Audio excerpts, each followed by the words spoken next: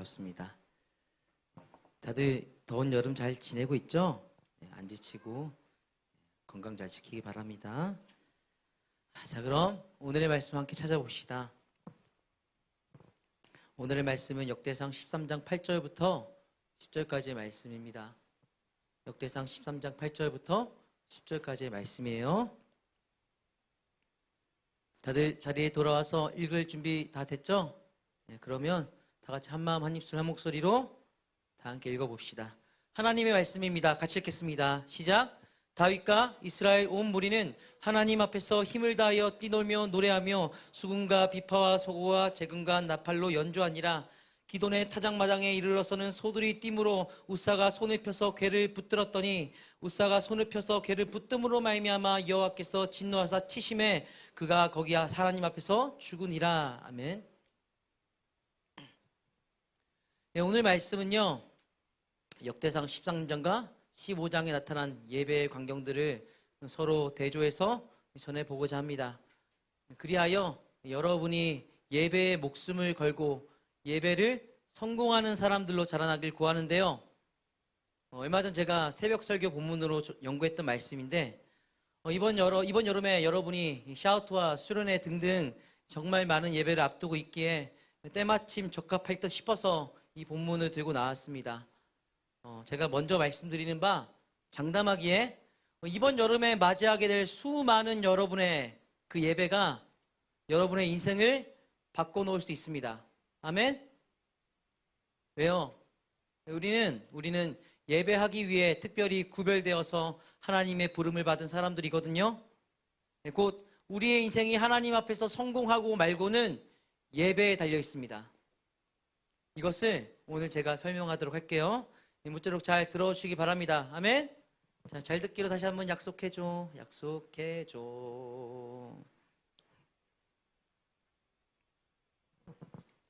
네, 여러분, 오늘 제가 전하게 될 이 역대기 본문 말씀은요, 하나님의 진노를 맞아 그 나라가 멸망을 당하고, 그래서 오랜 기간 이 바벨론 제국에서 포로 생활을 하다가 해방되어 예루살렘으로 귀환한 그 유다인들에게 주어진 말씀입니다.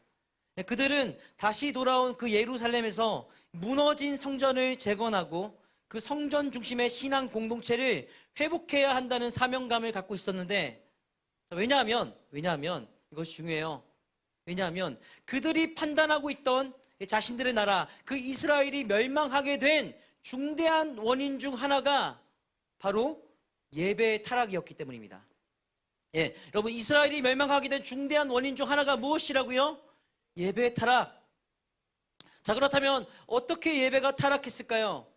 이루 다 말할 수 없지만 일단 이스라엘 두 나라 중 하나인 남유다만 해도 이 나라가 멸망하기 전 그 말기에 곳곳에 세워져 있던 지방의 예배처, 그 산당들에서 여호와 하나님과 이방신들을 함께 섬기는 이 혼합 종교의 타락이 일어났고, 또 그곳에서는 레위인 출신이 아닌 곧 하나님께 선택받지 않은 무자격자들이 하나님을 섬기는 제사를 맡아서 집례하기도 했습니다.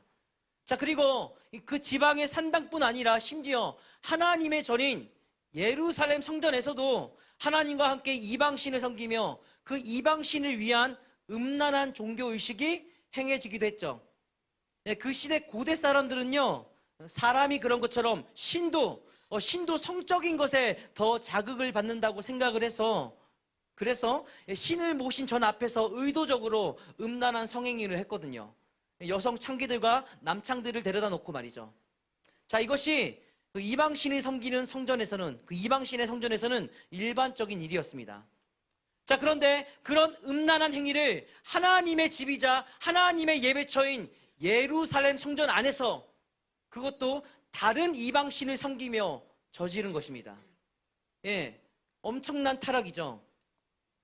여러분이 한번 하나님의 입장에 대해서 한번 생각해 보세요.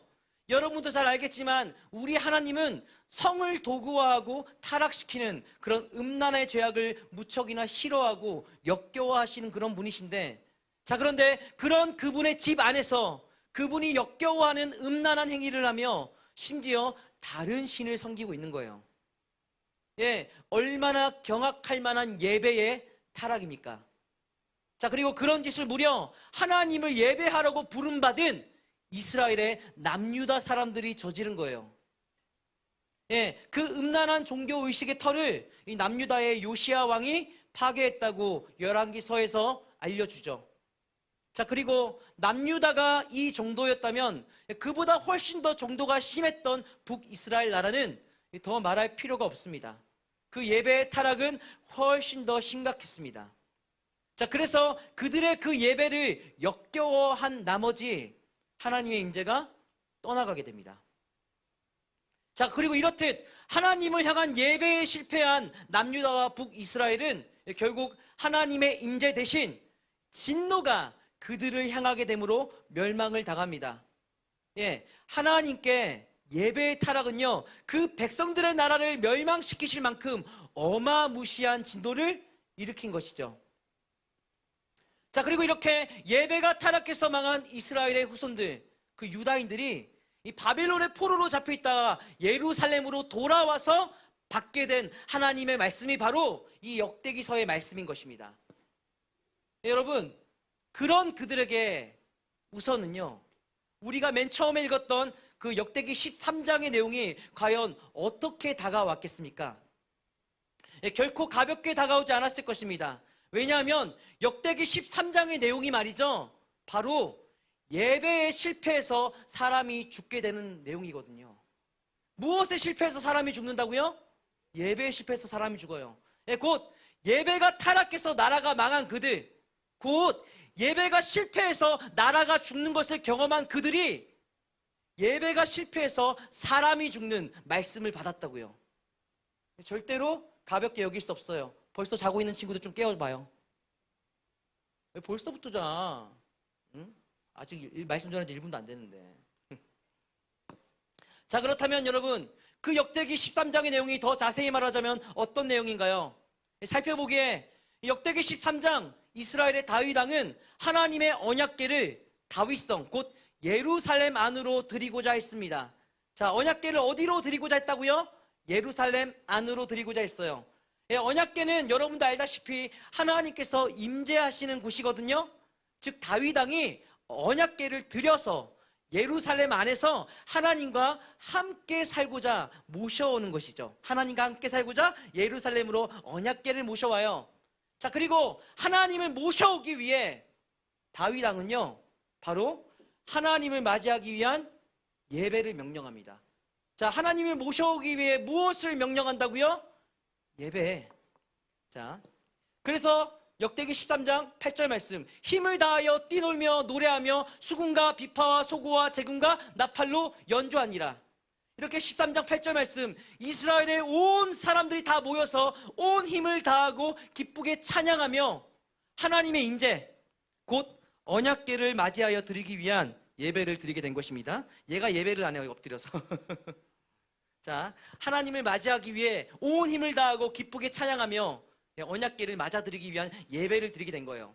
자, 그런데 여러분, 그 예배의 방식과 태도에 큰 문제가 있었습니다. 자, 이스라엘이 하나님께서 거부하시는 방식과 태도로 예배를 드린 것입니다. 13장 9절 말씀입니다. 같이 한번 읽어볼까요? 13장 9절 말씀, 준비, 시작. 기돈의 타작마당에 이르러서는 소들이 띠므로 웃사가 손을 펴서 궤를 붙들었더니. 아멘. 여러분, 하나님은요 분명히 이 구약의 율법에서 레위인들의 어깨로 언약궤를 매라고 미리 알려주시고 명령을 하셨습니다. 곧 여러분, 하나님의 임재는 하나님이 정하신 레위인들의 어깨로 받들어야 했던 것입니다. 하나님의 임재를 무엇으로 받들어야 됐다고요? 레위인들의 어깨. 자, 헌데 지금 이 역대기 말씀, 다윗이 명령한 그 예배에서 하나님의 언약궤는 레위인들의 어깨가 아닌 소들이 끄는 수레에 얹혀서 예루살렘으로 올라갑니다. 여러분, 이것은 하나님이 원한 방식이 아니에요. 하나님은 분명 구약의 율법에서 당신의 그 방식을 미리 밝혀 놓았습니다. 하지만 예루살렘, 그 이스라엘의 사람들은 그 방식대로 하나님의 임재를 맞이하지 않아요. 앞선 8절 말씀에 드러나고 있듯 사람들이 신나게 기뻐하고 찬양하며 예배를 하고 있는데 그 방식은 전혀 하나님의 방식이 아닌 거예요.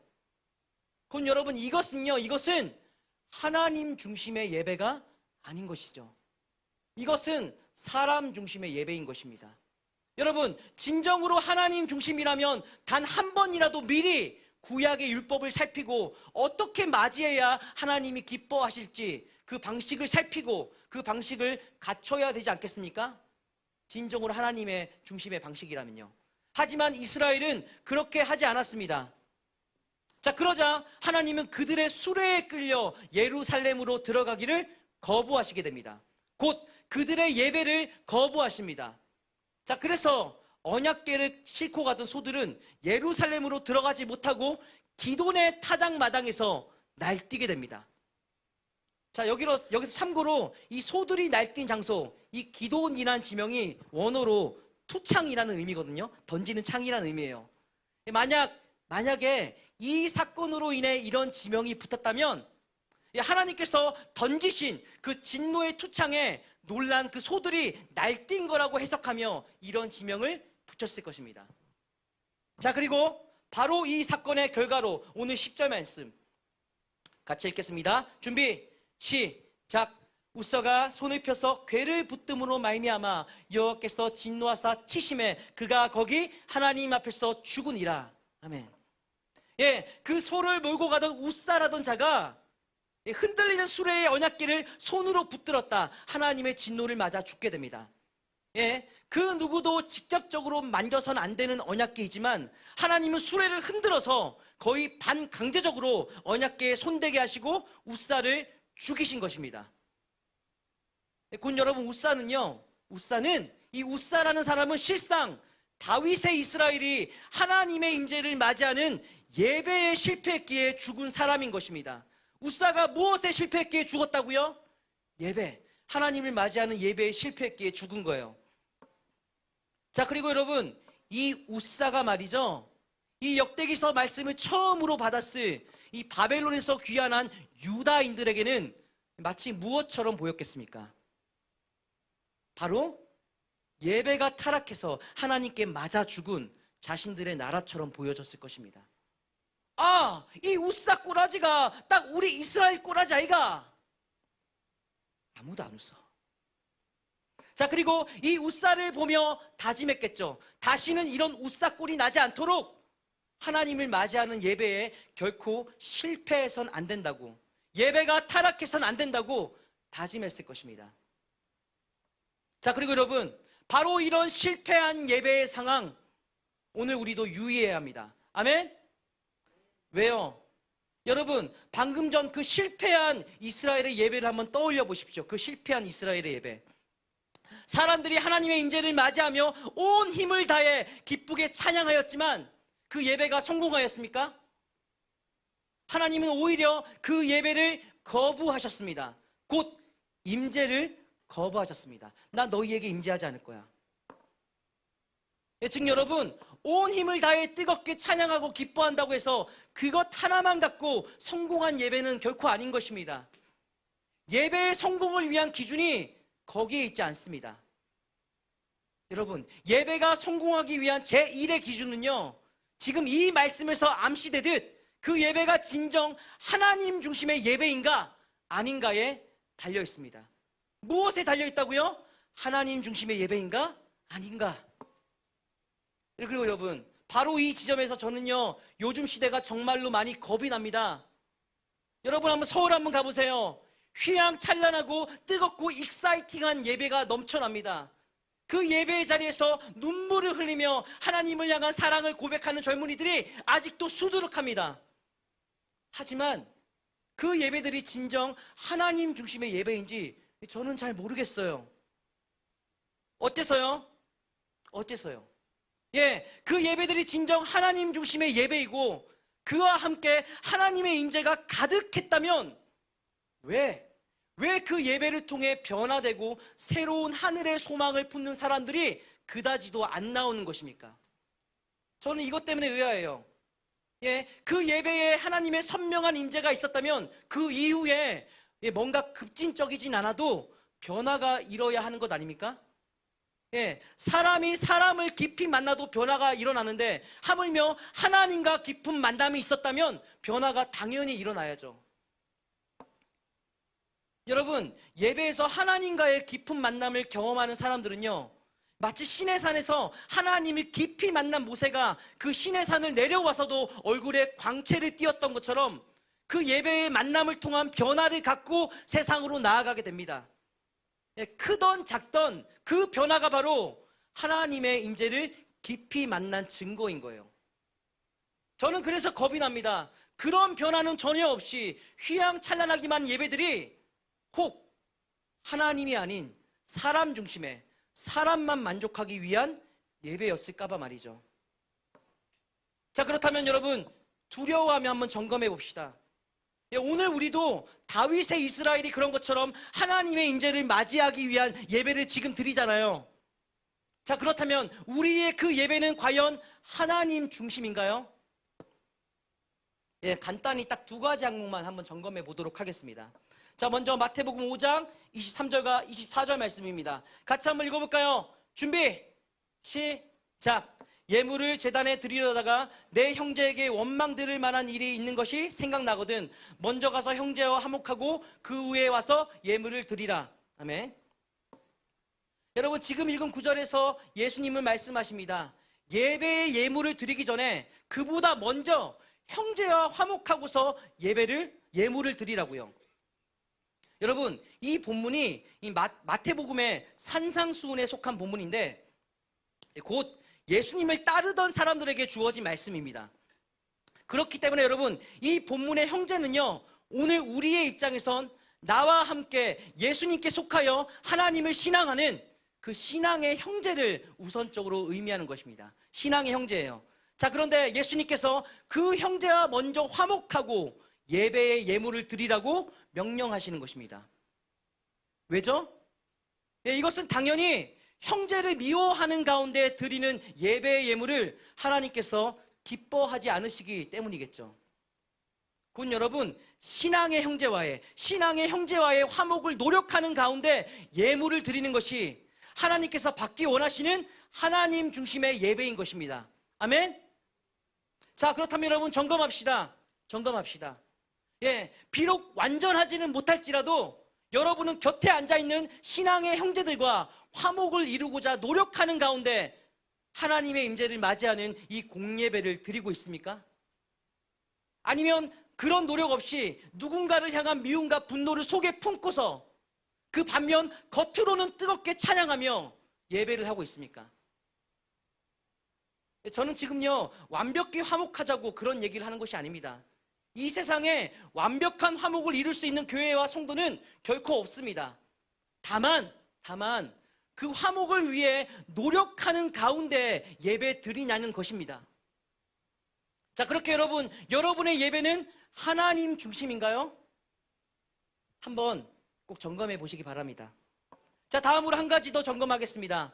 자, 이번엔 공예배가 아니라 삶의 예배를 점검했으면 하는데요. 예, 디도서 1장 16절 말씀을 함께 읽어보도록 하겠습니다. 준비, 시작. 그들이 하나님을 시인하나 행위로는 부인하니 가증한 자요. 여러분, 바울은 디도서에서 말합니다. 하나님을 입으로는 시인하지만 행위로는 부인하는 자들이 가증하다고요. 가증하다. 곧 하나님을 인정하기에 찬양하고 고백하며 입술의 예배를 드리지만 행실로는 그렇지 않을 때 그 태도가 하나님 앞에서 혐오스럽다는 것입니다. 여러분, 이건 신약의 말씀이에요. 우리에게 주어진 말씀이에요. 자, 그렇다면 여러분, 여기서 또다시 한번 점검해 봅시다. 역시나 완벽함을 바라는 것은 결코 아닙니다. 이 세상에 내가 입으로 고백한 대로 행동까지 완벽하게 일치하도록 살아가는 사람은 결코 없습니다. 다만 하나님 앞에 입술의 고백과 행동의 불일치가 혐오스럽기에 그런 혐오스러운 것을 피하고자 노력하는 가운데 하나님의 임재를 맞이하는 삶의 예배를 내가 드리고 있냐는 것입니다. 여러분, 한번 점검해 보기 바랍니다. 자, 그리고 여러분, 이렇듯 우리는 하나님 중심의 예배를 드리고 있는지요? 공예배든 삶의 예배든 말입니다. 예, 물론 이 외에도 점검의 사항들은 무수할 것입니다. 지금 이 자리에 모인 여러분이 품은 목표가 나에 대한 것들로 쏠려 있는지, 아니면 하나님을 향해 쏠려 있는지, 그런 것부터 시작해서 이 예배의 시간 하나님을 더 사모하고 있는지, 아니면 이 예배의 시간이 더 빨리 지나가길 더 사모하던지, 우리의 예배가 진정 하나님 중심인지 점검해 볼 사항은 무수할 것입니다. 자, 그리고 또한 우리의 양심이 또한 예배를 점검하죠. 왜요? 믿는 자들의 양심은 성령의 주관을 받으니까요. 자, 그리고 여러분, 이렇듯 점검하고 판단해 볼 때 여러분, 참 예배가 쉽지 않아요. 쉽지가 않아요. 자꾸 하나님 중심이 아니고자 하는 내 안에 죄인된 속사람이 강력하게 활동하는 것입니다. 나 하나님 중심이 되기 싫어요. 그런 마음이 활동해요. 그렇지 않나요? 하지만 여러분, 그럼에도 부디 바라옵건대 결코 완벽하자는 것이 아닙니다. 다만 하나님 중심의 예배를 포기는 마십시오. 아멘? 왜요? 포기하지 않는다는 것 그 자체가 이미 내 예배의 중심을 하나님께 내어드리려는 태도이니까요. 우리가 포기하지 않을 때 내 예배의 중심은 비록 온전하지는 않지만 하나님을 향해서 더욱더 기울게 됩니다. 내가 포기하지 않을 때. 아멘? 자, 그리고 이에 더해서 자, 우리가 하나님 중심의 예배를 포기하지 말아야 할 또 하나의 중대한 이유가 있는데요. 자, 오늘 역대기 본문 말씀이 알려주는 이유, 우리 역대기 본문 말씀이 알려주는 이유, 하나님이 중심된 예배는요, 반드시 하나님의 임재와 더불어 바로 이것 역시도 불러오기 때문에 결코 여러분 예배를 포기해서는 안 됩니다. 저는 지금요, 예배로 인해 달라질 여러분의 앞날에 관해서 말하려는 것입니다. 자, 그러니 더욱 주목하시기 바랍니다. 자, 여기서 역대기 13장 13절과 14절 말씀을 보도록 하겠습니다. 같이 읽는 거예요. 준비 시작. 다윗이 괴를 가드 사람 오벳 에돔의 집으로 메어가니라. 괴가 그의 가족과 함께 석 달을 있으니라. 여호와께서 오벳 에돔의 집과 그의 모든 소유에 복을 내리셨도다. 아멘. 여러분, 앞선 상황 제가 지금까지 설명했듯 하나님은 이스라엘의 예배와 예루살렘으로의 인재를 거부하셨습니다. 자, 그리해서 하나님의 언약궤는요, 이 오벳 에돔이라는 자의 집에서 석 달간 있게 됩니다. 곧 하나님의 인재가 오벳 에돔의 집에 석 달간 머물게 됩니다. 자, 그리고 그 석 달간 이 오벳 에돔의 집에는 하나님이 주시는 복이 넘쳐나게 됩니다. 무엇이 넘쳐났다고요? 복. 하나님의 인재가 복이 된 것입니다. 하나님의 임재가 복이 되었어요. 물론 이 오벳 에돔이 자신의 집에 들어온 그 하나님의 언약들을 귀히 하나님이 원하시는 방식을 따라 하나님 중심으로 섬겼을 것은 너무나도 자명합니다. 분명해요. 여러분, 지금 보다시피 이 오벳 에돔이 지금 가드 사람이라고 나오잖아요. 보이죠? 이 가드는요, 레위인들에게 분배된 영역이었거든요. 곧 오벳 에돔은 하나님을 섬기도록 구별된 레위 족속의 사람이었어요. 자, 그리고 여러분, 또한 이 다윗 왕이 괜히 이 오벳 에돔에게 하나님의 언약궤를 맡겼겠습니까? 이 오벳 에돔이 단순히 레위인일 뿐만 아니라 거기에 더해서 하나님을 어떻게 섬겨야 할지 그 누구보다 잘 아는 사람이었기에 맡긴 것이겠죠. 자, 그리고 이 오벳 에돔은 자신이 잘 알고 있는 대로 하나님이 임재하시는 언약궤를 섬겼을 것이고요. 자, 그리고 그렇게 하나님의 임재가 오벳 에돔의 집에 머무르게 되었을 때 그곳에는 복이 주어졌습니다. 여러분, 하나님의 임재가 머물자 복이 주어졌어요. 자, 무엇이 머물자 복이 주어졌다고요? 임재. 자, 임재가 머물기 위해 잠 한번 깨봅시다. 우리 기지개 한번 펴볼까요? 충분히 기지개 펴세요. 아이고, 미안해요. 목사님이 안 졸리게 설교를 전할 능력이 없어요. 미안해요. 여러분이 잘 깨서 들어줘요. 하나님의 임재가 머물자 복이 주어졌어요. 그리고 여러분, 바로 이런 연유로 여러분 꼭 명심하시기 바랍니다. 명심하세요. 하나님의 임재를 맞이하는 예배는요, 바로 하나님의 복을 받는 장입니다. 여러분, 하나님의 임재를 맞이하는 예배는 무엇을 받는 장이라고요? 하나님의 복을 받는 장이에요. 그 복으로 새롭게 달라지고 변화받는 장입니다. 여러분, 이런 예배를 포기하면 어떻게 되겠습니까? 예배를 포기한다는 것은 결국 하나님의 복을 포기하는 결과를 가져오는 것입니다. 아멘? 자, 그래서 여러분, 이 역대기 본문을 처음으로 받아 읽었을 유다인들이, 여러분이 나중에 에스라서와 느헤미야서를 읽어보면 알겠지만, 예루살렘 성전을 다시 재건할 때 내외부적으로 엄청난 방해를 맞닥뜨리거든요. 그런데도 성전 짓기를 결코 포기하지 않아요. 왜요? 왜 포기하지 않을까요? 예, 그들이 회복될 길은 예루살렘 성전을 다시 짓고 그곳에서 예배하며 하나님의 복을 받는 길밖에 없었거든요. 그들이 회복될 길은. 자, 그리고 여러분, 그런 그들이 오벳 에돔의 집에 하나님의 언약궤, 곧 하나님의 임재가 머물자 복이 주어지는 이 역대기의 장면을 보면서 그 얼마나 성전을 다시 짓고 예배드리게 되길 사모했겠습니까? 아, 우리가 회복될 길은 오직 하나님의 복밖에 없어. 우리는 다시 성전을 짓고 하나님이 임재하시는 예배에 성공해야만 해. 우리의 성전을 오벳 에돔의 집으로 만들어야 해. 그 생각하지 않았을까요? 여러분, 이런 복이 바로 예배에 있다는 것입니다. 그런데 그 예배 포기할 것입니까?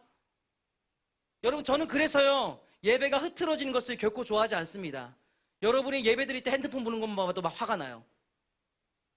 그게 여러분의 예배만 망가뜨리는 것이 아니라 여러분이 받아 누려야 할 복도 망가뜨리거든요. 좀 신랄하게 말해서요, 저는 여러분이 예배의 초보자일 때라면 그냥 그 자리에 나와서 앉아만 있어줘도 감사하다는 사람들의 말에 동의합니다. 하지만 계속해서 변함없이 그것만으로 만족하라고 말한다면 저는 절대로 동의하지 못합니다.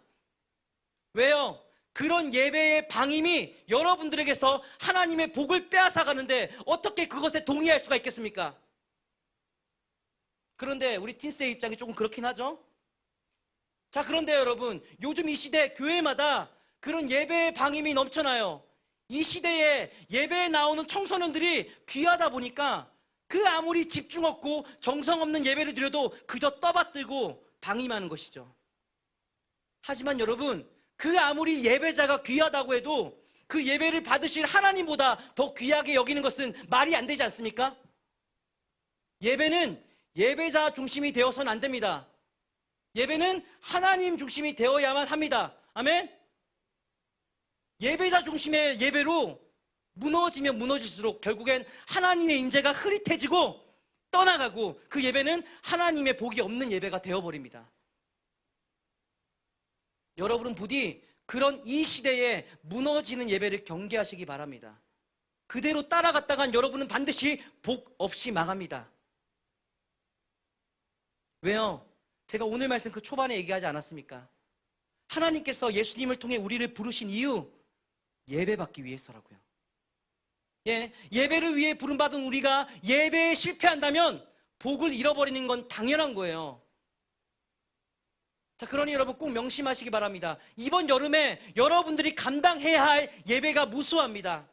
곧 여러분들이 받아 누려야 할 하나님의 임재의 복이 무수합니다. 아멘? 그것들 결코 놓치지 마십시오. 여러분이 놓치지 않는다면 그 예배들로 인해, 그 예배의 복으로 인해 여러분의 앞날이 변화받을 것입니다. 아멘? 예배가 여러분을 변화시킬 거예요. 지금까지 내가 이겨내지 못했던 것들 예배가 변화시킬 거예요. 마지막으로 오늘 본문의 결말과 그 적용을 전하도록 하겠습니다. 역대상 15장 2절, 16절, 25절의 말씀입니다. 같이 한번 읽어볼까요? 준비, 시작. 다윗이 이르되 레위 사람 외에는 하나님의 궤를 맬 수 없나니 레위 사람의 어른들에게 명령하여 형제들을 노래하는 자들로 세우고 즐거운 소리를 크게 내라 하며 이에 여호와의 언약궤를 즐거이 메고 오벳 에돔의 집에서 올라왔는데, 아멘.